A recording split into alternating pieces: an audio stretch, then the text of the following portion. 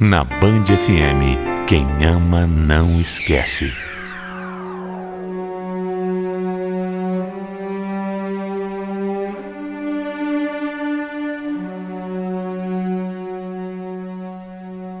A gente pode até pensar que nessa vida está preparado para tudo.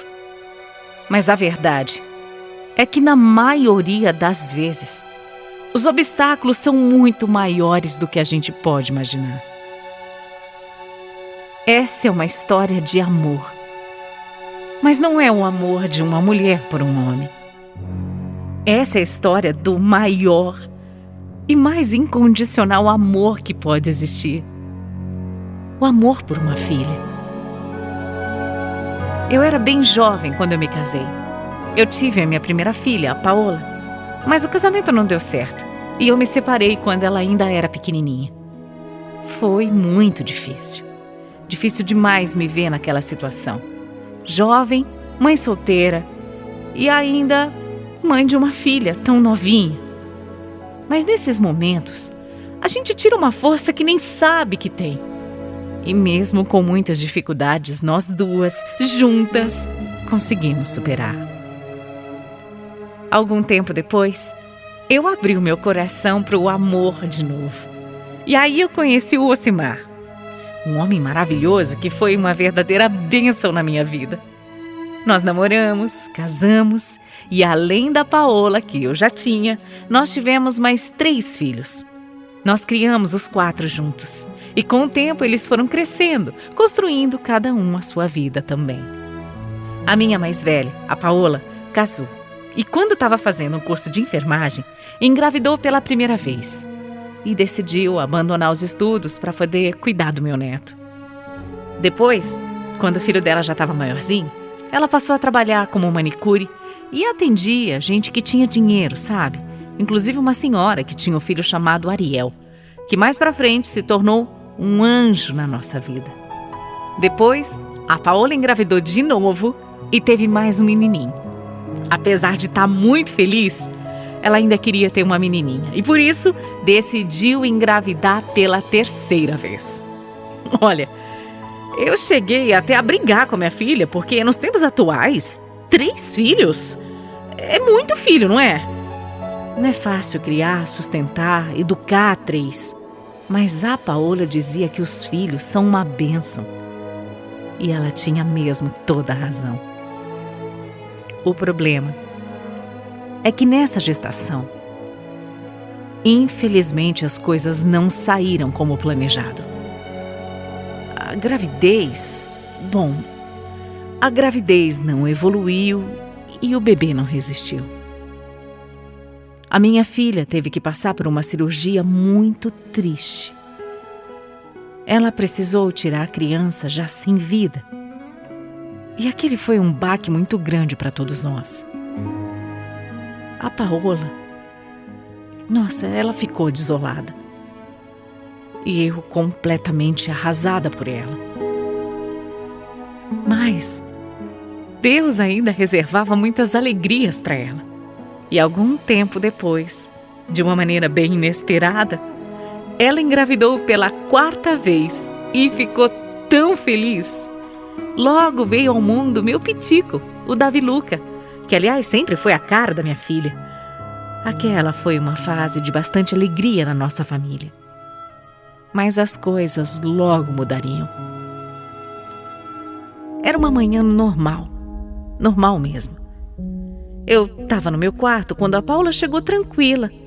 Ela estava calma. Ela estava até sorrindo. E pediu para eu descer porque ela queria conversar comigo. É engraçado como as coisas são, né? Eu lembro tão bem desse dia. Do jeito como ela entrou no quarto. Eu tinha certeza que ela ia me dizer alguma coisa boa. Cheguei a até pensar que era mais uma gravidez. Mas aí quando eu desci, eu dei de cara com o meu marido, a minha outra filha, a Pamela, e eles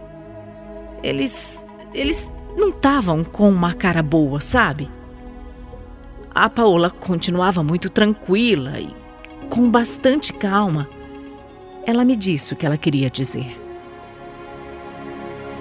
quando o Davi, o meu netinho, foi diminuindo as mamadas, a minha filha percebeu que tinha uns carocinhos no seio dela. No começo, ela até pensou que fosse da amamentação, né?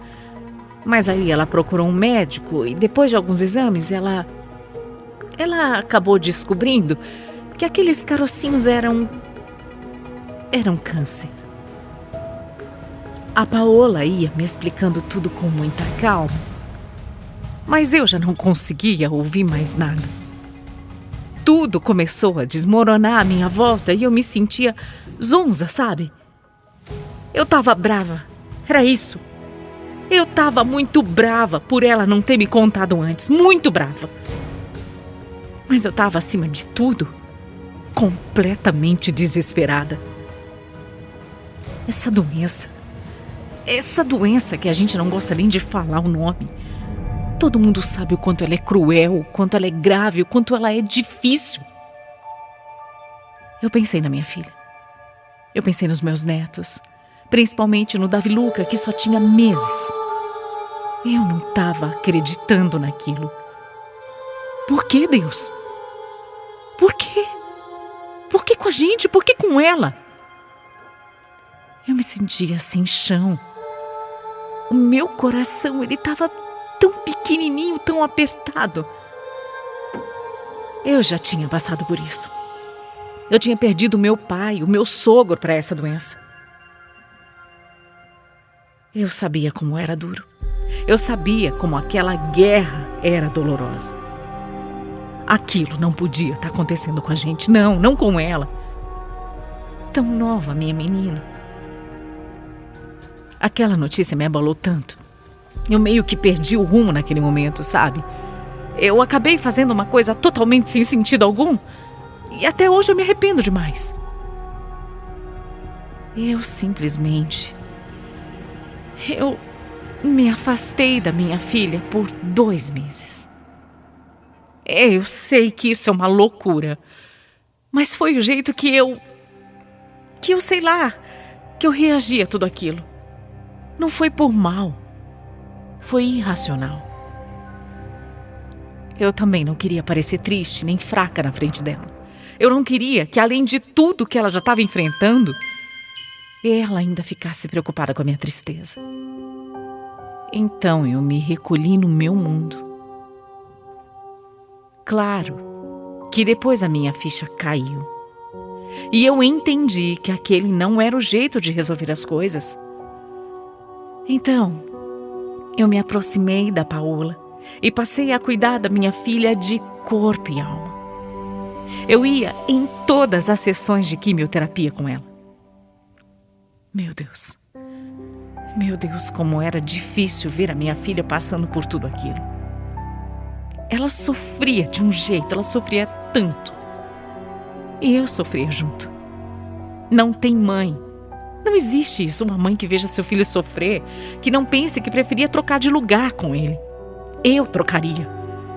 Meu Deus, eu preferia 1000 vezes estar no lugar dela. Além de tudo, a gente ainda tinha um outro problema.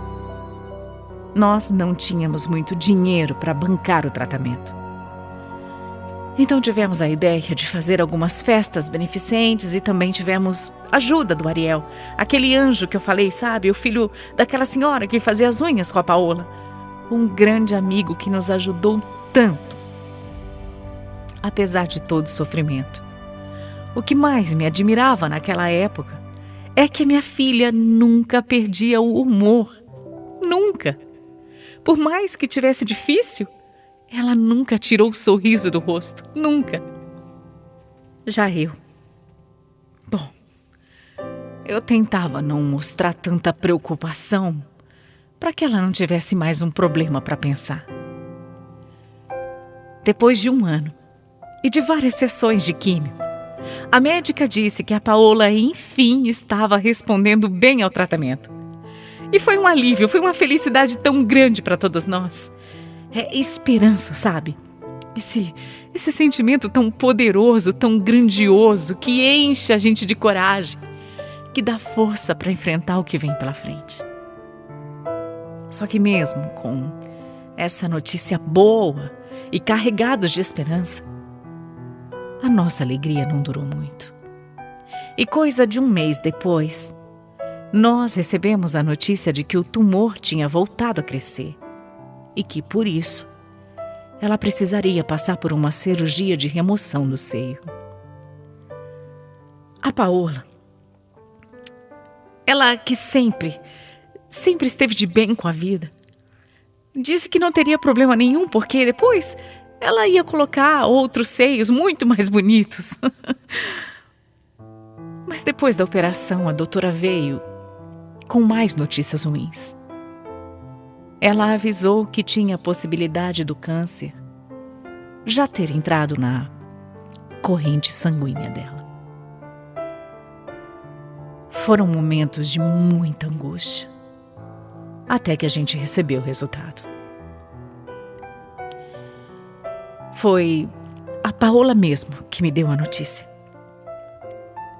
O corpo dela já estava tomado por vários tumores. Vários. Meu Deus. Meu Deus. Pela primeira vez eu chorei. Na frente dela.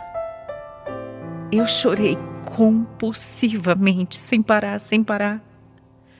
Desesperadamente. Eu não quis acreditar no que ela estava falando. Depois eu vi a minha filha perguntar para a médica se naquele ponto ainda existia alguma chance de cura. E eu nunca vou conseguir esquecer do olhar daquela médica. Ela olhou para a gente com uma cara de pena. Dava para ver que ela estava tentando achar a palavra, sabe? E aí, ela deu a pior notícia que qualquer pessoa poderia ouvir. Não tinha mais nada que pudesse ser feito. Nada. O caso já estava tão grave, tão avançado, que eles só poderiam dar algum conforto para Paola até que... Não. Minha filha não, por favor, a minha filha não. Eu queria chorar, eu queria gritar, eu queria brigar, bater. É isso, eu queria bater em alguém. Eu não sei. Tava tudo entalado, sabe, aqui na minha garganta. Mas eu sabia que nada ia aliviar o que eu tava sentindo, absolutamente nada. Já a Paola, ela me olhou. Ela olhou pra mim e depois ela disse pra médica que se era assim, então ela não queria mais fazer quimioterapia nenhuma. Os dias iam passando e a Paola quase não saía mais do hospital. Eu estava sempre lá. Eu estava sempre do lado da minha filha e ficava impressionada em ver como ela levava tudo aquilo com tanta leveza. Não, verdade. Você tinha que ver. Não, você tinha que ver. A equipe médica amava minha filha. Ela estava sempre fazendo piada, brincando com todo mundo e eu ficava boba de ver, sabe? Eu ficava boba.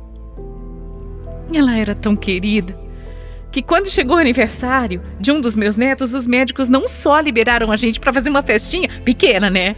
Mas liberaram. Eles ainda ajudaram na festa. Mas por mais que ela tenha mantido o bom humor por muito tempo, chegou uma hora em que a Paola não aguentava mais. Ela estava agoniada naquele hospital. Ela falou para os médicos que queria ir embora para ficar com a família dela, na casa dela. Mesmo sabendo que ela poderia sentir muitas dores por conta dos remédios, né, que só tinham no hospital, ela estava decidida a ir embora.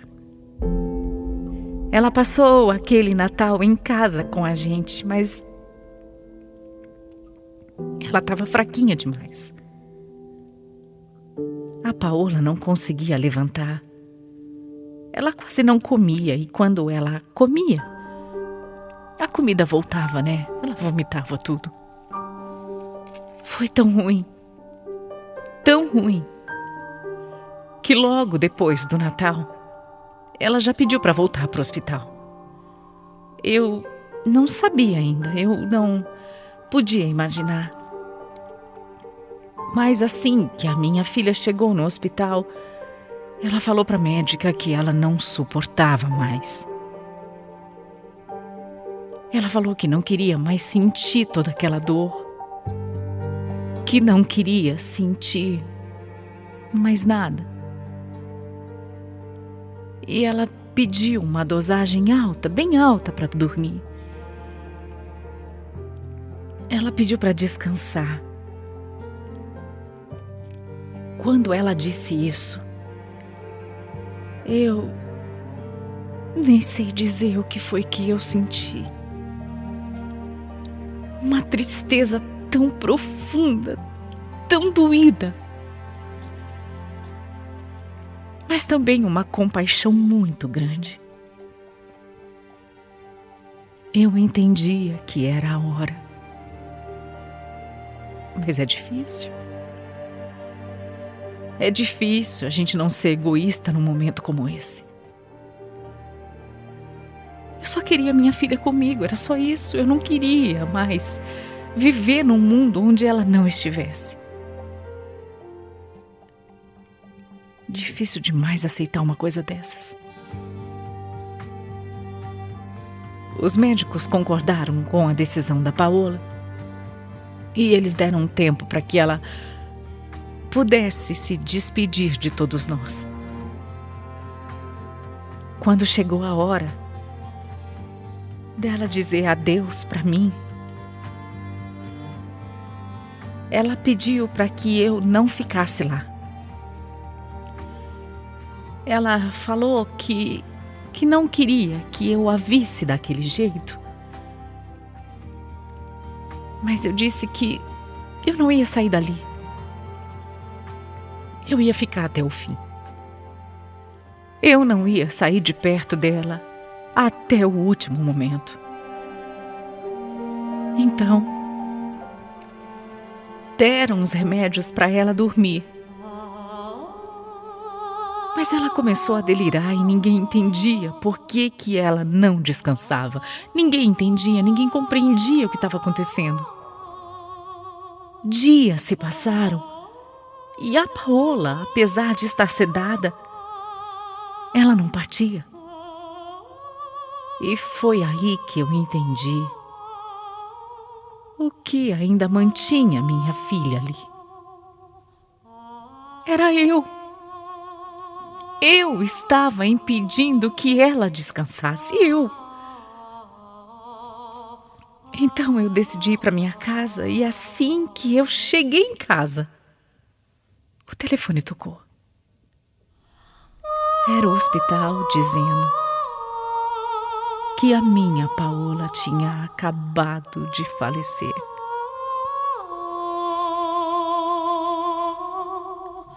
Ela tinha partido.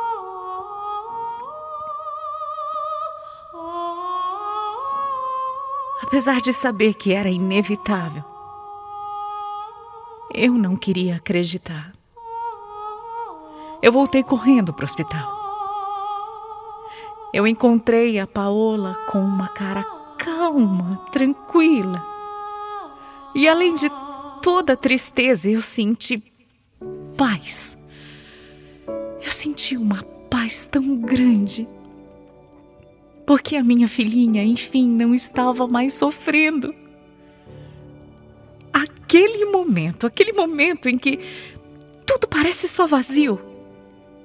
Eu olhava em volta e eu não podia entender como as coisas ainda estavam acontecendo, como é que o mundo estava girando, como é que as pessoas ainda seguiam as suas vidas, as suas rotinas, quando a minha filha já tinha morrido. Eu só queria que tudo parasse.